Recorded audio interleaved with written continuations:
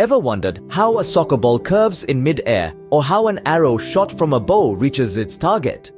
The answer lies in a fundamental concept in physics known as projectile motion. Today, we dive into this intriguing world to unravel its secrets. Imagine throwing a ball. When you do this, the ball follows a specific path in the air before it lands back on the ground. This path or trajectory is what we refer to as projectile motion.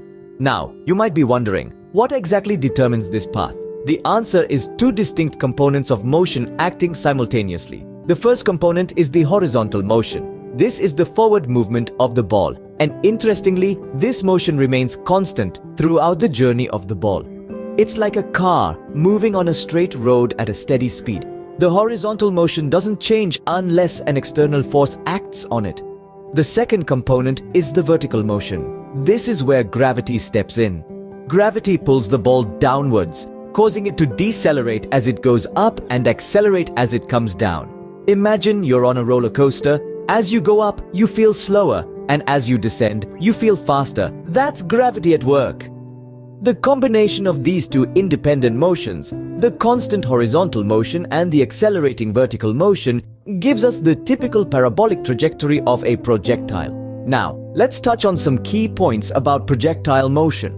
Firstly, the path followed by a projectile is always a parabola under the influence of gravity. This is due to the constant horizontal velocity and the uniformly accelerating vertical velocity. Secondly, the maximum height reached by the projectile depends on the initial vertical velocity and the acceleration due to gravity. The greater the initial vertical velocity, the higher the projectile goes. Thirdly, the horizontal distance covered by the projectile, known as the range, depends on the initial velocity, the launch angle, and the acceleration due to gravity. Lastly, the time of flight, which is the total time that the projectile is in motion, depends solely on the vertical motion. So, no matter how fast your horizontal motion is, it won't affect how long you stay in the air. In summary, projectile motion is a fascinating and vital concept in physics that explains how objects move under the influence of gravity. It's the reason why soccer balls curve, arrows hit targets, and why we feel a certain way on roller coasters. So next time you throw a ball or go on a roller coaster ride, remember, you're experiencing the magic of projectile motion.